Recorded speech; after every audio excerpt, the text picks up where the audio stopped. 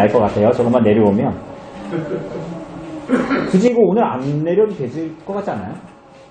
해가 안 들잖아요. 그죠?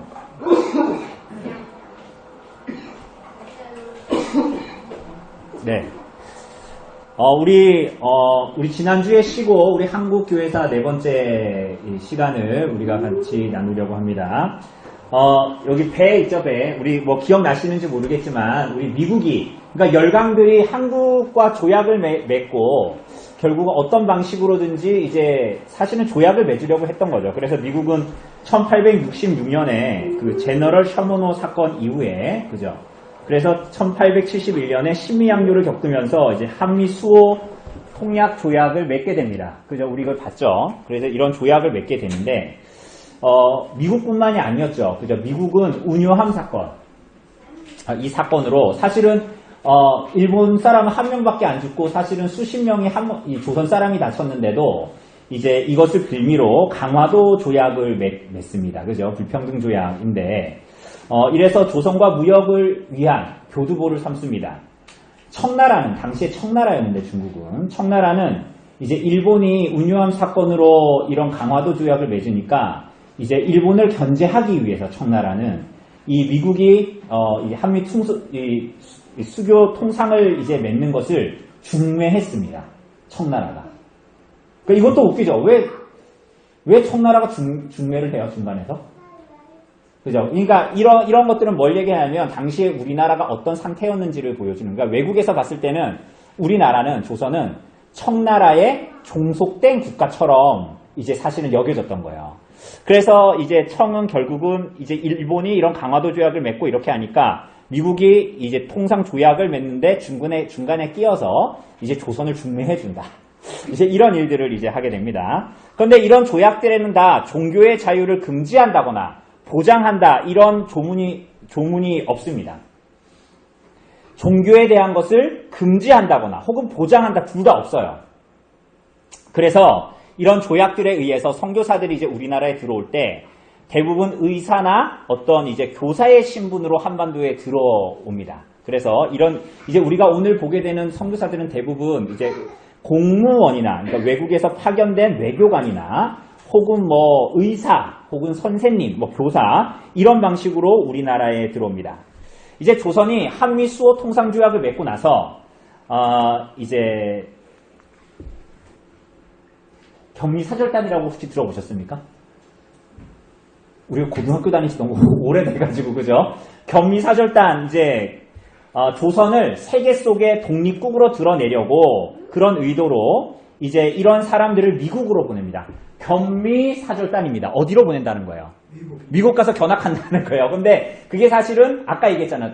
한미 이제 이 통상 조약을 맺을 때 사실은 그 분위기가 조선이 청나라에 속해 있다라고 세상 사람들은 생각하는 거예요. 특별히 이제 서양은. 근데 그게 아니다라는 것을 이제 사실은 더 적극적으로 드러내기 위한 그런 의도를 가지고 있었습니다. 그래서 이 사람들이 1833년에 여기 홍영식, 민영익 이렇게 나왔는데 이 사람이 민영익이고 이 사람이 홍영식인데요. 이제 이런 사람들이 이제 대표로 해서 출발을 하게 됩니다. 그래서 제물포항을 출발해가지고 1883년에 출발을 해서 이 사람들이 이제 유럽을 일부는 12월에 그 해 12월에 오고, 그리고 민영익이나 이런 사람들은 유럽이나 이런 데 갔다가 다음해 5월에나 이제 돌아오게 됩니다. 그런데 여기서 이 민영익이라는 이 사람은 사실은 이렇게 서구의 문물을 받아들이는데 오히려 부정적이었습니다. 오히려 이 사람은 뭐라고 얘기했냐면 청나라를 통해서 우리나라에 들어오는 서구 문물로 충분하다. 오히려 우리나라가 서구의 문물을 이렇게 받아들이면 패망할 수 있다. 약간 이제 보수적인 입장을 취한 거죠. 그러니까 그래서 이제 흥성대원군의 척합이나 뭐 비슷한 방식은 아니지만 사실은 우리가 어쨌거나 이걸 적극적으로 받아들일 수는 없다. 이렇게 이제 반대했습니다. 우리가 여기까지 얘기하는 건 사실은 조선의 역사의 일부분이잖아요. 근데 여기서 교회의 중요한 일이 벌어졌어요. 그러니까 여러분, 이 경미사절단이 이제 미국으로 가는 데 있어서, 이제 워싱턴까지 가는 데 있어서 그냥 막 이렇게 비행기 타고 곧바로 그 워싱턴으로 떨어지고 막 이런 게 아니에요. 그래서 당시에 일본을 거쳤다가 막 대륙 횡단 열차를 탔다가 막 그래가지고 이제 그 결국에 회의를 하는 장소로 이제 가게 됩니다. 근데 이 견미사절단이 샌프란시스코를 거쳐서 시카고로 가는 여정에 대륙 횡단 기차를 타게 됩니다. 근데 횡단 기차를 타면서 오랜 시간 동안 가게 되지 않겠습니까? 지금처럼 우리 뭐 KTX 타고 그런 속도를 내는 게 아니었을 텐데. 그런데 그 기차에 누가 타고 있었냐면 이 당시에 감리교 목사인 존 가우처라는 목사님이 타고 있었어요. 이 감리교 목사님입니다. 이 감리교 목사님인데 이분이 이미 중국이나 일본에 선교를 하는데 굉장히 적극적인 역할을 했던 분이에요. 그런데 우연치 않게 견미사절단이 탄 기차에, 이게 하나님의 섭리라고 할 수 있겠죠. 이 감리교 존 가우처라는 사람이 탄 거예요. 탔는데 자기가 원래 편안하게 침대 칸에 누워가지고 가려고 했어요. 그런데 그게 10,000원이 된 겁니다. 그러니까 당시에 뭐 스마트폰으로 예약할 수 있는 것도 아니잖아요. 근데 10,000원이 돼서 제가 탈 수가 없었어요. 그래서 어쩔 수 없이 이방인들, 한국 사람들이 특별히 이렇게 빌린 견미사절단이 탄 그 기차 칸에 특별 차량의 2층 칸을 사용하게 됩니다. 그런데 이때 이렇게 쉬려고 하는데 자꾸만 이상한 쌀라쌀라 이상한 소리가 쌀라쌀라는 중국어인가요? 그러니까 소리가 들리는 게 그게 누구냐면 한국 사람들인 거예요. 그래서 이제 그 사람들하고 만나서 이야기를 니네 어디 가냐? 니네 이렇게 많이 뭐 어디 가냐? 왜 가냐?부터 시작해서 이방 사람들이니까 얼마나 신기했을까요? 그죠? 그런데 그러면서 지금 중국과 일본을 선교를 지원하고 있던 존 가우처 목사님이 이 사람들의 조선에 대한 얘기를 듣게 됩니다. 이미 일본이나 중국에서 학교나 병원을 세우고 이러한 일들을 통해서 선교를 하려고 했기 때문에 반나절 동안 이야기를 나누고 나서 그 해에 11월에 감리교 감독에게 편지를 써서 한반도에 선교사를 파송할 것을 요청합니다. 그러면서 이런 얘기를 합니다. 나는 오늘 조선이란, 이거 존 가우처 목사님이 써서 이제 감독에게 보낸 거예요. 오늘 조선이라는 민족을 만났습니다. 그곳에는 선교사가 없다고 합니다. 하지만 얼마 전에야 비로소 문호가 열렸으니 한미 수호 조약 이런 거 얘기하는 거예요. 곧 선교사님이 파송될 것입니다. 그런데 여러분 생각해 보십시오. 미국에서 조선까지 가려면 동부에서 일주일이 넘게 기차를 타고 서부로 가서 2달 동안 배를 타고 비행기가 없으니까, 그렇게 갈 수 없으니까 건너야 하니 기차와 백사시 필요합니다. 그리고 선교사님이 조선에 들어가서 생활하려면 선교비가 많이 들지 않겠습니까? 그렇다면 우리가 그곳으로 들어가 선교사님을 위해서 믿음으로 미리 헌금합시다. 그러니까 굉장히 이제 이 선교사님은 선교사를 보낼 뿐만이 아니라 많은 재정이 필요하니 우리가 미리 준비합시다. 조선의 선교를 위해서. 이랬던 겁니다. 그래서 1884년에 이 존 가우처 목사님이 일본의 선교사로 가 있던 맥클레이에게 편지를 써서 이 가운데 있는 분이 맥클레이 고종, 이게 가우처 목사님이죠. 이분이 지금 일본으로 이미 선교사로 가 있는 맥클레이 선교사에게 편지를 보내서 어떻게 하냐면 너 가까이에 그 조선이 있으니까 미리 거기에 가서 좀 방문을 해서 거기 상황을 좀 알려달라. 선교 가능성을 살펴봐라. 이렇게 이제 요청을 하게 되죠. 자, 우리가 오늘 미국이나 이제 다른 유럽이나 캐나다나 호주의 선교사님들을 볼 텐데 왜 이렇게 미국이 일본과 중국만이 아니라 왜 이제 서구가 왜 이렇게 한반도의 선교에 관심을 가지게 되었을까를 우리가 좀 잠깐 보고 지나갑시다. 왜냐하면 이상하잖아요. 선교사들이 항상 이렇게 많았던 게 아닐 거 아닙니까? 우리 인류 역사 가운데서 갑자기 선교사들이 이렇게 왜 나오지? 어디서 그냥 선교사를 숨풍 낳는 건가? 하는 생각이 들 정도로 많은 선교사들이 파송이 됩니다. 왜냐하면 우리가 사실은 세계 선교사 기억 안 나시죠? 세계 선교사 세계 역사 그 세계사를 할 때 18세기 말부터 시작된 미국의 대각성 운동이 있었습니다. 그런데 2차 대각성 운동 때 여러분 기억나시는지 모르겠지만 찰스 핀이나 그 사람들의 어떤 부흥의 방법론을 말하는 게 아니라 찰스 핀이 어떻게 생겼어요? 무섭게 생겼죠. 약간 카리스마틱하게 생겼죠. 이렇게 저희 볼 때마다 무섭게 생겼다고 생각하는데 찰스 핀이나 무디 되게 많이 들어봤을 거예요. 드와이트 무디나 이런 사람들을 통한 미국의 2차 대각성 운동이 벌어집니다. 교회에서 부흥운동이에요. 부흥운동. 이런 부흥운동이 벌어지니까 어떻게 되겠어요? 많은 젊은이들이 선교에 헌신을 하게 되는 거예요. 선교운동을 통해서. 그래서 많은 선교단체들이 생겨나요. 지금도 선교단체 되게 많은데 대부분의 이런 선교단체들이 이때 굉장히 많이 생깁니다. 유럽에 그리고 미국에. 그런데 미국 감리교, 아까 가우처 목사님이 속한 미국 감리교회에도 감리교단의 선교단체들이 굉장히 많이 생겼던 거예요. 그래서 북감리교회에 속해 있던 아까 얘기했던 이 맥클레이라는 이 선교사님, 이분도 감리교예요. 그래서 맥클레이 선교사님이 1884년 6월 24일부터 2주 동안 이제 한국을 방문해서 이제 선교의 초석을 닫게 됩니다. 어떻게 선교의 초석을 닫게 되냐? 일본에서부터 친분을 가지고 있었던 조선 정부의 김옥균, 김옥균. 김옥균이라는 사람을 통해서 고정을 만납니다. 이 사람이죠, 김옥균. 김옥균이라는 이 사람 일본으로 도망가고 막 그러잖아요. 이제 아나키스트처럼 전부 다 죽이고 새 나라를 건설해야 돼 이러다가. 그런데 고종을 만나서 미국 선교부가 병원이나 학교를 지을 수 있도록 허락을 받아냅니다.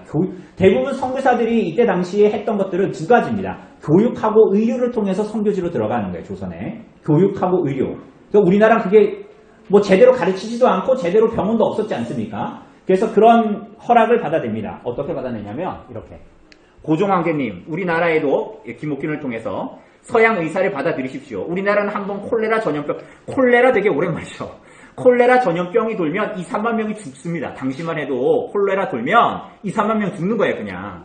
그런데 여기 일본에서는 서양 의사들 덕분에 콜레라와 같은 전염병의 피해가 현격히 줄어든 것을 보았습니다. 그러니 우리 백성들을 살리기 위해서 누구를 받아들이자고요? 서양 의사들을 받아들여야 된다라고 이제 합니다. 그래서 이런 조선 선교에 대한 내용들이 미국의 많은 신문에 실리면서 감리교회는 교육 사업을 위해서 아펜젤러라는 목사님을, 그리고 의료 사업을 통해서, 이게 아펜젤러 선교사님입니다. 그리고 의료 사업을 위해서 이 스크랜턴, 그리고 여기에 보면 스크랜턴 부인인데, 어쨌거나 이 감리교단은 교육을 위해서 아펜젤러 선교사님을, 그리고 의료 사업을 위해서 스크랜턴을 파송하게 됩니다. 그런데 정작 한국에 먼저 발을 디디게 된 선교사는 1884년에 중국에서 입국한 의사 알렌입니다. 알렌 선교사. 뭐요? 제가 방금 뭐라 그랬습니까? 알렌. 그런데 이 사람이 뭐라고요? 봉사. 네? 제가 좀 전에 얘기했는데 의사 신분으로 선교 사역을 중국에서 하다가 이 소식을 듣고, 조선에 대한 소식을 듣고 정작 가장 먼저 한국에 조선에 들어온 것은 누구라고요? 알렌 선교사님입니다. 그래서 이분이 상하이에서 파송된 의료 선교사였는데, 조선을 위해서 선교 기금을 마련한다. 아까 가우처 목사님 뭐 그런 거 봤잖아요. 미리 성금합시다. 막 이렇게 해가지고 그 소식을 듣고 선교의 허락을 받고 중국에서 조선으로 발길을 돌립니다. 그게 1884년 9월 20일 제물포에 도착을 하게 됩니다. 인천이죠, 인천. 그래서 이제 이런 일들을 했고, 근데 감리교회만 계속 제가 얘기하고 있잖아요. 근데 감리교회만 그렇게 한 게 아니라 장로교회도, 여러분 장로교회 선교사 중에 여러분 아는 분 혹시 있으세요? 옛날에 오상표에도 있었어요. 그렇죠. 언더우드 선교사님, 그분이 장로교예요, 장로교. 그런데 그분이 장로교 중에서도 네덜란드에서 개혁 신학을 받아들여서 그런 가운데에서 신앙생활 했던 분이에요. 그러니까 우리나라에 사실은 처음에 개혁 신앙을 바르게 이렇게 가지고 와서 선교했던 분은 언더우드예요, 언더우드. 외우시죠? 언더우드예요. 그래서 옛날에 오상표, 지금도 있습니까? 오상표 언더우드? 제가 요즘 본 적은 없는데. 그래서 언더우드 선교사님이 교육을 위해서, 그리고 의료를 위해서는 언더우드 선교사님입니다. 그리고 의료를 위해서는 아까 좀 전에 얘기했잖아요. 여기서는 이제 교육을 위해서는 아펜젤러, 감리교죠. 그리고 의료를 위해서는 스크랜턴 선교사님 오셨다 그랬잖아요. 이 감리교예요. 자, 그런데 장로교는 누구라고요? 언더우드. 그리고 의료를 위해서는 헤론 선교사님이 오게 됩니다. 여러분 헤론 선교사님 모르시죠? 본 적 있으세요? 이마트에서? 없으시죠? 근데 헤론 선교사님이 누구냐면 양화진. 여러분 우리 양화진 가신 적 있으시죠? 옛날에. 제가 언별리교 오고 얼마 안 됐을 때 제가 여러분들이 또 잊어먹을까봐, 또 까마귀고 됐을까봐 증거 자료를 여기 궁집사님 젊으셨을 때입니다. 야 여러분 저 뒤에 사진첩에 있어요. 저기 이게 지금 여기 양화진에 가면 이런 이제 묘지예요, 묘지. 여기에 아기들도 있어요. 선교사 아기들. 정말 한두 살 죽은 아이들, 한두 살에 제대로 우리나라에서 케어가 안 되니까 죽은 아이들이 다 묻혀 있어요. 여러분 우리 청년들 어디 놀러 가지 말고 양화진에 가보세요. 여러분 양화진이 왜 이거 사진 하나 더 있어요. 지금 다 이렇게, 이거 지금 이영숙 집사님의 뒷모습 같은데. 이거 조 집사님의 뒷모습, 전 뒷모습을 보면 다 알아요. 여기, 손태영 선생님 여기 뒤에. 여기에 보면, 여기에 지금 이게 무덤들이에요. 근데 이게 양화진이거든요. 근데 이 양화진에 처음 묻힌 사람이 누구냐? 헤론이에요, 헤론. 양화진이라는 곳에 처음 묻혔어요. 그러니까 왜 이 사람이 묻혔냐면, 이 선교사님이 와서 얼마 안 있다가 죽어요. 여러분 대부분 선교사님이 우리나라에서 진짜 많이 죽었어요. 죽었는데 왜냐하면 시설이 안 좋잖아요. 여러분은 지금 당장 가가지고 당장 브라질에 막 그런 우림에 들어가서 미전도 종족에게 여러분 복음 전하라고 하면 여러분 이렇게 깨끗하고 깨끗한 수박 먹고 도너츠 먹고 이런 깨끗한 환경에서 살다가 거기 가면 여러분 배기겠습니까? 대부분 못 배기고 죽을 거예요. 큰 병에 걸려서 시달리거나 그거랑 똑같이 생각하면 돼요. 우리나라 당시가 그랬단 말이에요. 비로 이렇게 머리 이렇게 하면 뭐가 나와요? 막 이가 나오고 쥐가 막 방에 돌아다니고 다락에 돌아다니는 게 아니잖아요. 그런데 그게 서양에 있었던 사람들이 우리나라에 와서 배기겠습니까? 그래서 성사님이 죽었어요. 근데 죽었는데 외국 사람이잖아요. 그러니까 우리나라 이렇게 엄별히 이런 데 산에 묻을 수 없단 말이에요. 그래서 버려진 땅 당시에 사람들이 그냥 쓰지 않는 땅 거기가 어디였냐면 양화진이었어요. 거기에 처음으로 묻힌 사람이 누구예요? 헤론 선교사님. 여러분 잘 생각해 보세요. 이 사람 의사였다고요.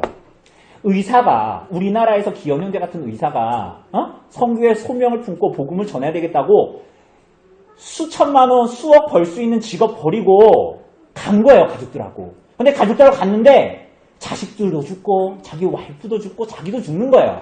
근데 그거 알고 가는 거예요, 그냥. 우리가 그 열매를 지금 먹고 있으니까 여기서 이러고 있는 거예요, 지금. 여러분 그냥 어쩌다 보니까 이렇게 된 게 아니란 말이에요. 여러분 잘 기억하셔야 돼요. 그래서 터툴리안이 그랬잖아요.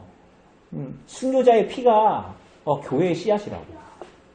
순교자들의 피를 흘리고 우리 형제들이 피를 흘리고 언젠가 우리가 헤론 선교사도 볼 거 아닙니까? 전국에 가서. 이 사람들이 자기의 모든 일신상의 유익과 편안함과 안전을 다 버리고 피 흘린 거예요. 예수 그리스도를 따라서. 여러분 그래서 어쨌거나 이제 헤론 선교사님 우리 한번 양화진 여러분 한국 교회에서 한번 들어보고 여러분 양화진 한번 가보세요. 새롭게 이 내용들이 받아들여질 겁니다.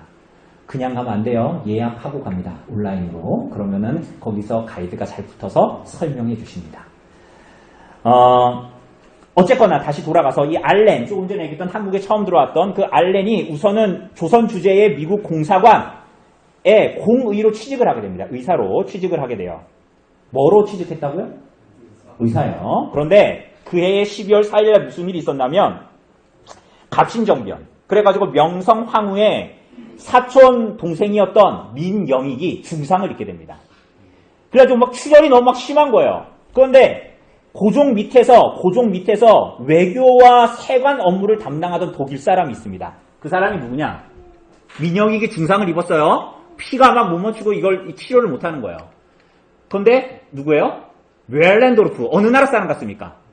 독일 사람 같죠? 자, 근데 이렇게 이제 있고, 자, 이게 우리나라 사극이나 드라마에서도 나와요, 이분이. 이분 누구죠? 이분 아시죠? 이분 누구죠? 이 한가? 한 뭔데? 이분이 연기하는 거예요. 목인덕이죠. 멜렌도르프라고 나와요. 독일인 외교 고문. 목인덕. 한국식 이름이죠. 한국식 이름. 그래서 이 사람이 이제 알렌을 알고 알렌을 빨리 부릅니다. 사람 죽게 됐다고. 그러니까 이 알렌이 민영익을 고쳤을까요? 못 고쳤을까요? 고쳤어요. 출혈을 멈추고 막 수술을 막 그때 당시에는 우리가 이해할 수 없는 대수술을 해가지고 낫게 한 거예요. 그래서 알렌이 뭐가 되냐? 고종의 주치의가 됩니다. 고종의 주치의가 됩니다. 여러분 이게 다 놀라운 하나님의 섭리의 손길이에요. 이게 어떻게 이어지나 봐요. 여러분 그래서 고종의 주치의가 되고 그래서 갑신정병 때 살해당한 홍영식의 집을 근대식 병원으로 만듭니다. 거기가 어디입니까? 제중원 전에 광해원인데 광해원이 나중에 이름이 어떻게 되는 거예요? 제중원 1885년 4월에 이게 뭐냐 백성을 널리 구제한다. 제중원 이름을 고칩니다. 정부가 관여하여 설립한 최초의 왕립병원 이 바로 이 제중원입니다. 여러분 옛날에 사극 드라마 있었어요 없었어요? 제중원 있었어요. 그럼 이제 새롭게 다가옵니다. 이런 거 다시 보세요. 그래서 알렌이 그런데 선교사로 3년을 사역한 후에 의료 선교사를 사임해요. 그리고 뭘 하냐면 조선 주재 미국 대리인가 우리나라 외교부에 우리나라로 파송된 거기에 대사로 총영사로 지내게 됩니다. 자 그런데 그럼 이제 선교사 이제 그만하고 난 이제 총영사로서 이제 돈 좀 벌면서 여기서 이 땅에서 살아야 되겠다. 그렇게 한 게 아니라 오히려 이 사람의 삶은 조선에 많은 영향을 끼치게 됩니다. 왜냐하면 이 사람이 선교사로 사임한 이후에도 날마다 가정 예배를 드리고 하나님의 말씀을 읽고 묵상하고 기도하고 찬양하는 일을 게을리 하지 않았어요. 근데 그걸 옆에서 본 사람이 누구냐? 알렌의 가정의 이러한 삶을 본 사람이 누구냐? 그들에게, 그 가족들에게 한글을 가르친 노도사, 노춘경이라는 사람이었어요. 노도사라고도 불리는 사람이에요. 그런데 그 알렌의 그 삶이, 외국 사람의 그 삶이, 야, 이 사람 이렇게 똑똑하고 지네 나라에서 그렇게 잘 살 수 있는 사람이 왜 한국에 와가지고 이러고 있나 하면서 그 사람이 하나님께 예배를 하고 말씀을 사랑하고 이런 모습을 보니까 뭔가 이 사람이 거기에 뭐가 있는가라는 생각이 들었던 거예요. 그래서 이 노춘경이라는 사람이 이거 나중에 1987년에 이렇게 재건한 이 건물을 다시 지은 재중원입니다. 모습이에요, 모습. 그런데 이 노춘경이라는 사람이 알렌하고 그렇게 있다 보니까 너무 궁금한 거예요. 그래가지고 어떻게 했냐면 성경책을 좀 빌려주세요. 그랬어요. 한문으로 된 성경책을. 그런데 알렌이 굉장히 지혜롭고 굉장히 좋은 사람이었어요. 왜냐하면 이 노춘경이라는 사람한테 성경 빌려주면 당시 시대는 어떻게 될까요?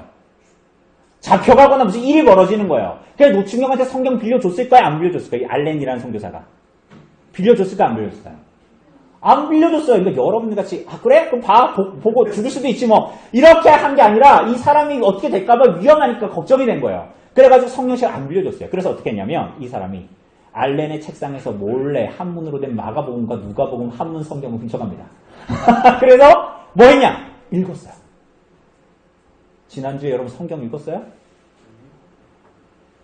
여러분 하나님을 믿는 사람들은 하나님 말씀을 사랑합니다. 이 사람이 갖고 가서 성경을 한문을 막 읽는 거예요. 이 한문 성경을 읽었는데 마음에 깊은 뭔가 하나님이 믿어지고 복음이 깨달아지고 이런 마음들이 생기는 거예요. 그래서 이 사람이 어떻게 했냐면 그 선교사한테 가서 나 자기 세례 받겠다고. 그러니까 당시에 이제 선교사 언더우드였는데 언더우드가 이 사람 또 후뚜루마뚜루 대충 세례 받으려고 대충 해가지고 그래서 어떻게 했냐면 세례 교리 문답을 굉장히 철저하게 시키고 이 사람의 신앙이 확실한가를 굉장히 여러 번 점검합니다. 굉장히 어려운 테스트를 통과한 거야. 요즘 같은 경우는 학습 세례, 유아 세례, 이런 세례 받은 대충 몇 번 나오고 말고 막 이러잖아요. 그리고 세례 주잖아요. 근데 당시 그렇지 않았어요. 엄격한 세례 교육을 받고 나서 이 사람, 언더우드 선교사가 이 노춘경에게 세례를 줍니다. 그래서 해외 선교사가 베푼 최초의 세례자가 바로 노춘경입니다. 해외 선교사가 우리나라 들어와서 세례를 처음으로 준 사람이에요. 이 노춘경이라는 사람이. 자, 그래서 이 언더우드 선교사에게 이런 세례를 받게 됩니다. 그래서 이 언더우드 선교사는 아까 좀 전에 얘기한 대로 장로교 선교사로 넘어가 봅시다. 언더우드 선교사는 영국에서 태어났지만 미국으로 이민을 가고 거기서 네덜란드의 개혁 신앙 가운데 개혁교회에서 신앙 훈련을 받은 사람이에요. 그래서 이 사람이 조선으로 가기 위해서 대부분의 이때 당시에 조선으로 들어오려면 조선으로 곧바로 들어오는 게 아니라 일본으로 가거나 아니면 중국으로 가서 때를 보는 거예요. 근데 당시에 우리나라 전국이 굉장히 힘들었단 말이에요. 어쨌거나 일본에 도착해서 시기를 보고 있었는데 갑신정변으로 굉장히 우리나라의 시국이 어려운 때였습니다. 그런데 그때 때마침 아까 봤던 미국 선교사 아펜젤러도 같이 왔어요. 자기 와이프랑 같이 일본에서 이제 만나게 됩니다. 여러분 언더우드는 장로교 선교사, 그리고 아펜젤러는 어느 교 선교사? 감리교 선교사예요. 감리교 선교사. 그래서 이 사람들이 1885년 4월 2일에 인천 제물포항에 도착했습니다. 그런데 이게 너무 불안한 거야, 시국이. 이 사람들 들어오면 어떻게 될지도 모르는 이런 상황이에요. 그래서 이 아펜젤러는 일본으로 다시 돌아갑니다. 왜냐하면 와이프랑 같이 왔다 그랬잖아요. 근데 그 와이프가 임신 중이었어요. 그래가지고 이건 위험한 것 같다. 그래서 아펜젤러는 다시 제물포에서 일본으로 돌아가고 누구만 내렸냐? 언더우드 선교사만 먼저 들어와서 알렌 선교사, 아까 좀 전에 알렌 선교사를 만나게 됩니다. 여러분 그러면 장로교인 언더우드 선교사와 그리고 이 감리교인 아펜젤러 선교사님은 둘이서 사이좋게 사역했을까요? 아니면은 너 장로교야? 너 감리교야? 서로 싸우면서 다투면서 선교 사역했을까요? 어땠을 것 같아요? 가끔씩 제 친구가 감리교 목사가 저 만나면은 자꾸만 니네 장로교는 왜 그러냐고 자꾸 저한테 시비 걸어요.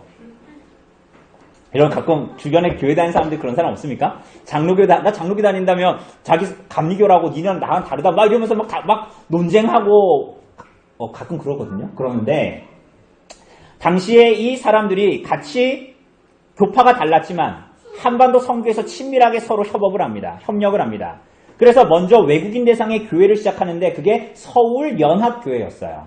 그러니까 외국인 대상의 교회였어요. 외국인 선교사나 이런 사람들이 많이 들어와 있으니까 같이 모여서 외국인들이 사역을 하고 같이 예배드리고 뭐 이런 곳이었습니다. 그러다가 1887년에 9월에 언더우드는 정동에 세문안교회를 설립합니다. 이게 장로교회예요. 그리고 아펜젤러 목사님은 그 이후 10월에 정동교회, 정동 제1교회. 이건 지금 세문안교회, 좀 크게 보면은 옆에 있는, 붙어 있는 그런, 이게 교회예요, 이게 교회. 그런데 이제 아펜젤러 목사님은 정동교회. 좀 커 보이죠? 좀 신식의 건물처럼 보이죠? 이런 교회를 이제 설립을 하게 됩니다. 여러분, 우리 교회에 좋은 책 많아요. 언더우드와 함께 걷는 정동. 여러분, 이런 책 우리 교회에 많습니다. 저기에 보면 여러분들이 얼마나 이런 기회에 이런 책을 읽으면, 여러분, 이런 한국교회사를 듣는데, 이런 책을 읽으면 얼마나 이해가 많이 되겠습니까? 그죠? 이게 그림, 사진도 있고. 돌려보세요. 보면서 돌리세요. 여러분, 이런 책이 있다라는 거예요. 그러니까 이런 책을 통해서, 저 책이 얼마 전에 나온 책인데 굉장히 많은 자료를 가지고 굉장히 재미있고 읽을 수 있게, 이해할 수 있도록 만든 책들이 굉장히 많습니다.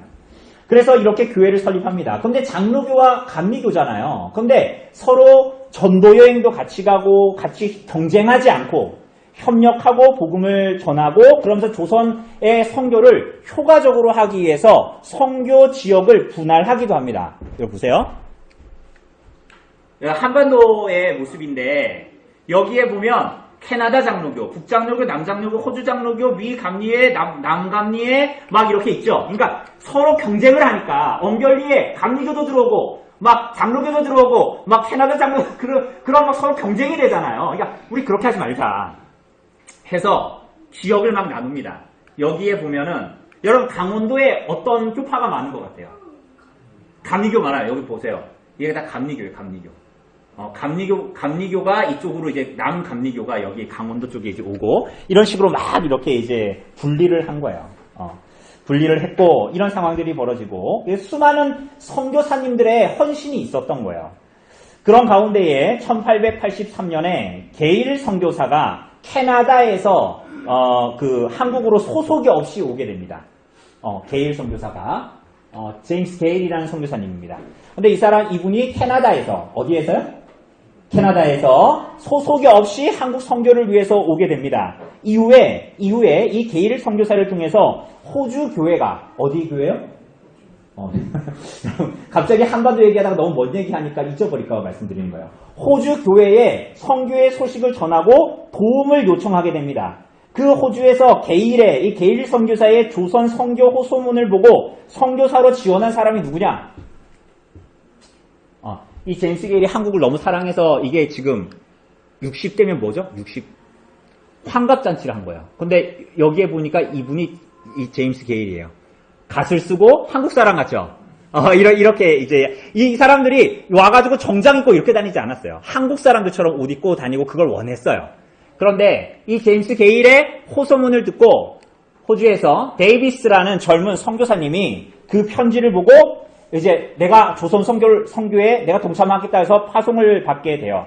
그래서 1889년에 10월에 한반도에 들어오게 되는데 5개월 동안 한글을 공부하고 1890년에는 공부를 다 하고 나서 1890년에 수원, 공주, 대구를 거쳐서 부산까지 약 20일을 걸쳐서 이제 선교지로 가게 돼요. 가깝습니까? 뭡니까? 자동차 타면 몇 시간이면 가기죠, 지금은. 근데 이때는 막 걷고 말 타고 이래야 되는 거 아니고. 근데 20일 만에 거기를 간 거예요. 어떻게 됐냐면 너무 무리해서 몸이 쇠약해져서 천연두와 폐렴까지 걸려서 아무것도 먹지 못했어요. 그래서 4월에 겨우 이 젊은 사람이 한국에 헌신하겠다고 와서 한 거는 한국어 5개월 동안 배운 것밖에 없어. 선교를 하기 위해서 부산에 도착했어. 게일 선교사의 집에 도착했단 말이에요. 좀 전에 제임스 게일 선교사님의 집에 도착을 했어요. 근데 도착하고 죽었어요. 이 소식을 호주에 있는 장로교회 교인들이 듣게 됩니다. 우리가 파송한 데이비 선교사가 그렇게 됐다. 그래서 이게 호주 교회의 교인들의 마음을 뒤흔들어 놓고 이후에 호주 장로교회가 100여 명의 선교사를 한국에 파송합니다. 조선에. 여러분 한 알의 밀이 떨어져 요한복음 12장에 보면 한 알의 밀알이 떨어져서 죽지 않으면 그 한 알 그대로 있고 그 밀이 썩어 죽으면 그 한 알의 밀이 죽으면 많은 열매를 맺게 됩니다. 이 사람이 하나님 앞에 진실한 마음으로 헌신했을 때 이 사람이 아무 일을 안 한 것 같잖아요. 이 얼마나 헛된 죽음인가. 그런데 이 사람을 통해서 아무 일도 안 한 것 같지만 모든 일을 한 거야. 자기가 할 수 있는 영원한 하나님의 나라의 교회를 건설하는 일에 자기의 모든 생명을 드린 거야. 캐나다 장로교회는 이 한 사건만 더 보고 끝냈으면 좋겠어요. 캐나다 장로교회는 1898년에 본격적으로 한국 선교를 시작하게 됩니다. 그런데 사실은 그 이전에 캐나다 출신의 선교사들이 이미 개인 자격으로 많이 조선에 선교를 하기 시작했습니다. 그 중에 한 사람이 누구냐 하면 맥켄지라는 사람이에요.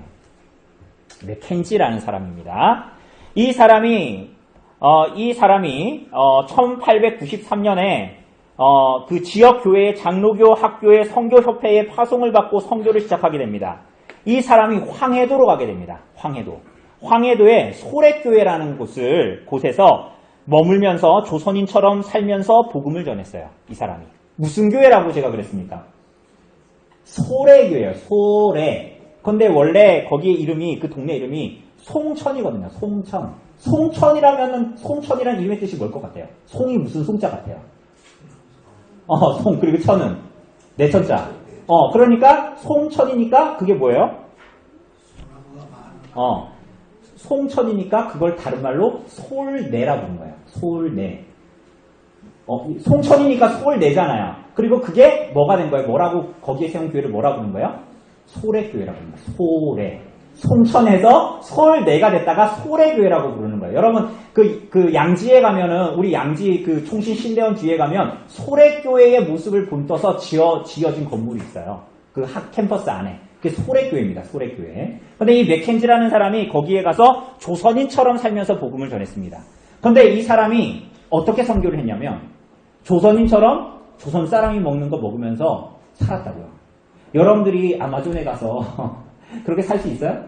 언더우드 선교사가 크리스마스 때 너무 고생한다고 맥켄지한테 치즈, 우유, 코코아, 빵, 이 자기네 고향에서 호주나 미국에서 먹던 거 선물 보냈어요. 맥켄지라는 분이 어떻게 한 줄 아세요? 그거 버렸어요. 왜 버린 줄 아세요? 이걸 먹으면 내가 지금 조선인들이 먹는 걸 못 먹을 것 같다.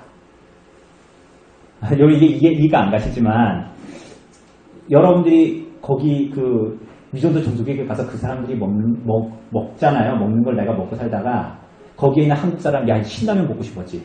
야 삼겹살 먹고 싶었지. 보냈단 말이에요. 근데 그거를 버린 거야. 맥켄지가. 왜?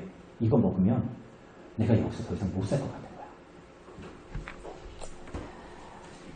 그래서 이 사람이 소래교회를 근데 이 소래교회가 자기가 지은 게 아니에요. 거기에 모인 예수를 믿겠다라는 사람들이 돈을 모으기 시작했습니다. 그래서 이 소래교회가 지어진 이게 사실은 이게 몇 년 후에 한 5년 후에 다시 이렇게 좋게 지어진 교회당을 찍은 거예요. 이게 1898년에 있었던 1895년에 약간 다시 지은 그런 소래교회인데 이 터가 뭐냐면 가난한 과부가 기증한 이 무당의 집터에 세운 예배당이에요. 그러니까 이 교회 터를 그 외국의 교회가 돈을 지우고 그런 게 아니라 그 땅에 조선 땅에 그 황해도의 소래에 예수 믿는다라고 엄별리에 와서 엄별리 성도들이 모여서 그 사람들이 교회 짓겠다고 하면서 어떻게 했냐면 자기가 다 헌물을 하는 거예요. 헌금을 하거나 이 집터 자체가 가난한 과부가 무당 집터로 가지고 있던 걸 자기가 교회에 헌물한 거예요. 그래서 여기에 이제 언더우드의 이제 연례 보고 교단에 보고하는 내용을 보면 이런 내용이 있어요. 이게 지금 그 소래교회 얘기를 하는 거예요. 교회 건축에 외국인의 자금을 사용해서는 안 된다라는 것은 그의 생각이었습니다. 그 맥켄지의 생각이었, 그 선교사님의 생각이었던 거예요. 그는 연보하는 특권을 포기했습니다. 그는 사람들에게 무엇을 해야 하는지 말했습니다. 이게 무슨 얘기냐면, 여러분 호주에 있는 교인들의, 캐나다에 있는 교인들에게 우리 건물을 지으려고 하니까 헌금을 하십시오. 이렇게 할 수 있었단 말이에요. 그런데 그렇게 하는 것이 교회를 이루는 데에 옳지 않다라고 여겼던, 그래서 연보를 포기했어요. 그 사람들이 헌금 받는 걸 포기했다고요. 그리고 어떻게 했냐? 사람들에게 무엇을 반드시 해야 하는지를 말했단 말이에요. 그 소래에 있는 모인 성도들에게 당신들이 교회를 이루기 위해서 뭘 해야 되는지를 말하기 시작합니다. 그래서 한 사람은 다른 사람이 낸 12개의 석가래를 제외한 모든 나무를 댔습니다. 집 짓는 나무 말이에요. 다른 사람은 쌀을, 많은 사람들은 노동력을 제공했고, 한 가난한 과부는 가진 게 전혀 없었지만 양반댁 부인임에도 불구하고 바닷가에 나가 물까지 갯벌에 빠지면서 조개를 파서 그 판돈 전부를 하나님의 집을 돕는 데 연구했습니다. 이게 좀 이상하죠? 이게 무슨 얘기인지. 야, 뭐 조개 누구나 캘 수 있는 거 아니야? 양반집에 시집을 간 여자가 자기의 신분이 있는데 왜 지금으로서 이해가 안 가잖아요. 그런데 과부가 됐어. 그런데 가난해졌단 말이에요. 그런데 신분은 양반이야. 그런데 내가 가난해도 양반이잖아. 그런데 교회 예수 그리스도를 믿고 나서 교회를 위해서 내가 뭘 할 수 있을까? 가난한데. 그래서 이 사람이 뭘 했냐면 갯벌에 나가서 조개를 파서 그 판돈 전부를 하나님의 집을 돕는 데 연구했다는 거예요. 제가 가서 보니 이 부인은 매주일 40리 이상을 걸어서 교회에 오는데 개종한 이후 한 1년간 비가 오나 눈이 오나 한 줄도 빠지지 않았다고 합니다. 여러분 40리가 몇 킬로입니까? 한 10km, 15km? 그 정도 되지 않습니까? 그런데 여러분 이 사람이 우리 허집사님 전기자전거 타고 왔을까요? 15km 전기자전거 타도 방전되지 않나? 그런데 이 사람이 비가 오나 눈이 오나 10몇 킬로를 걸어서, 이게 왕도일까요? 편도일까요? 편도겠죠. 15km 걸어서 교회 오는 거예요. 비가 오나 눈이 오나 주일날 빠지지 않고 그렇게 신앙생활을 하는 거예요. 그래서 이 사람이, 이제 끝이에요. 이 맥켄지가 너무 열악했어요. 너무 열악했는데 조선의 상태가 개의치 않고 복음을 전하다가 1895년에 소래에서 죽어서 소래교회 예배당 뒤에 묻히게 됩니다. 예배당 뒤에 묻히게 돼요. 그런데 이 사람이 왜 죽었냐? 이 사람의 마지막 기록이 있습니다. 일기가. 오늘은 이게 주일이었거든요. 오늘은 사람들을 오지 못하도록 했다. 그리고 나도 밖에 나가지 않았다. 몸이 너무나도 쇠약해진 것 같다. 이대로 죽어서는 안 된다라는 생각이 든다. 한국을 위해서라도, 그리고 내가 한국인들과 같은 방식으로 살다가 죽었다라는 소리를 듣지 않기 위해서라도. 뭘 그렇게까지 선교를 해? 한국 사람들처럼 뭐 그렇게까지 할 필요가 있어? 이런 말을 듣지 않기 위해서라도 난 죽으면 안 돼. 뜨거운 햇볕을 받으면서 여행도 감행했고 밤늦게 차가운 이슬을 맞으면서까지 밖에서 이야기한 것 등이 나의 실수였다. 라고 마지막 기록이에요. 6월 20일 일기의 일기. 엄청난 고통에 시달리고 두통에도 시달렸다고 해요. 그러다가 이분이 권총으로 자살을 합니다. 집에서. 이 선교사님. 그러니까 여러분들 이제 뭐 우리 성도들 가운데 그렇게 생각하는 사람 없겠지만 무슨 뭐 자살하면 지옥 간다 이런 게 아니라 이 사람이 너무나 많은 고통을 받고 있었던 거예요. 사실은. 너무나 많은 고통 가운데 있었던 거예요. 사실은. 그러니까 거의 공황이나 그런 상태에 빠져든 거야. 빠져들어서 이 사람이 결국은 그 고통을 참지 못하고 이제 권총으로 자살을 하게 됩니다. 이 소식을 들은 캐나다 장로교회가 1897년에 조선 선교를 정식으로 결정하게 된 거예요. 그러니까 아까 초두에 얘기했잖아요. 1897년에 정식으로 공식적으로 조선 선교를 하겠다라는 것을 우리는 생각하면 그냥 어쩌다 보니까 그렇게 됐지 라고 생각하지만 여러분 그렇지가 않아요. 그래서 이후에 많은 선교사들을 파송하게 되고 이 맥켄지 선교사의 죽음 이후에 100여 명의 캐나다 장로교 선교사들이 파송되게 됩니다. 하나의 씨가 많은 선교사들을 조선 땅으로 부른 거예요. 여러분들이 지금 누리고 있는 여러분들이 그렇게 별로 귀중하게 여기지 않고 있는 이 성경을 전달하고 이 복음을 전하고 사람들을 구원하기 위해서 자기가 돈 잘 벌고 잘 먹고 잘 살 수 있는데 그 모든 거 다 버린 사람들이 한국에 선교를 하러 왔던 젊은이들이에요. 여러분, 우리가 오늘도 나눔하겠지만 기도 제목이 뭡니까? 직장 생활이 너무 힘들어요. 그래서 월급을 줍니까? 월급도 못 받아요. 월급은 받는 것 같아요. 근데 너무 힘들어요. 내가 좀 이거 사고 싶은데, 내가 좀 더 잘 되고 싶은데, 내가 좀 이렇게 해야 되는데, 내가 그게 만족이 안 되고 여러 가지 힘든 면이 있어요. 이게 우리 기도 제목이잖아요. 그러니까 우리는 이 땅에서 잘 살고 싶은 게, 근데 그게 안 되는 게 우리들의 기도의 제목이야. 그런데 우리 믿음의 선배들은 이 땅에, 여러분과 제가 밟고 있는 이 땅에 복음을 전하기 위해서 자신의 모든 커리어를 내던진 사람이에요.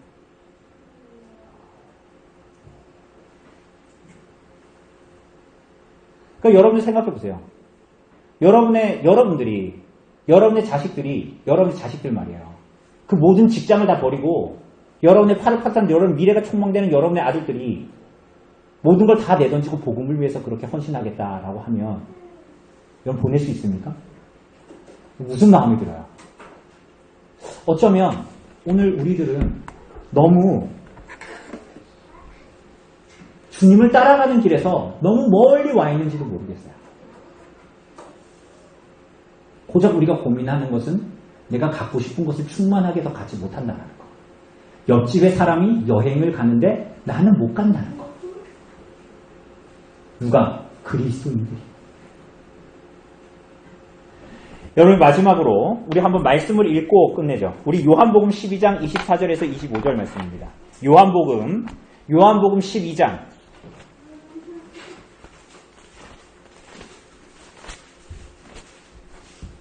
24절 25절. 제가 가진 성경으로 신약성경 168쪽 요한복음 12장 24절에서 요한복음 12장 24절에서 25절 같이 읽어봅시다. 24절 시작. 내가 진실로 진실로 너희에게 이르노니 한 알의 밀이 땅에 떨어져 죽지 아니하면 한 알 그대로 있고 죽으면 많은 열매를 맺느니라. 자기의 생명을 사랑하는 자는 잃어버릴 것이요 이 세상에서 자기의 생명을 미워하는 자는 영생하도록 보존하리라. 여러분 잘 기억해 보세요. 한 알의 밀이 죽지 않으면 그대로 있고 한 알의 밀이 죽어지면 많은 열매를 맺는데 25절에서 주님께서 이것을 해설해 주십니다. 그게 무슨 의미인지. 한 알의 밀이 죽지 않고 있는 것은 뭐예요? 자기 생명을 사랑하는 거예요.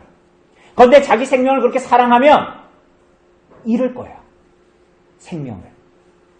그런데 예수 그리스도를 진실하게 믿고 구주를 사랑하여 자기를 부인하고 자기 십자가를 지고 주님을 좇는 사람은 한 알의 밀이 죽는 것인데 그 사람은 어떤 사람이에요? 이 세상에서 자기의 생명을 미워하는 사람이란 말이에요. 그런데 그 사람은 어떻게 될 거예요? 그에게는 영생이 주어질 거라고 주님께서 약속하신 거예요.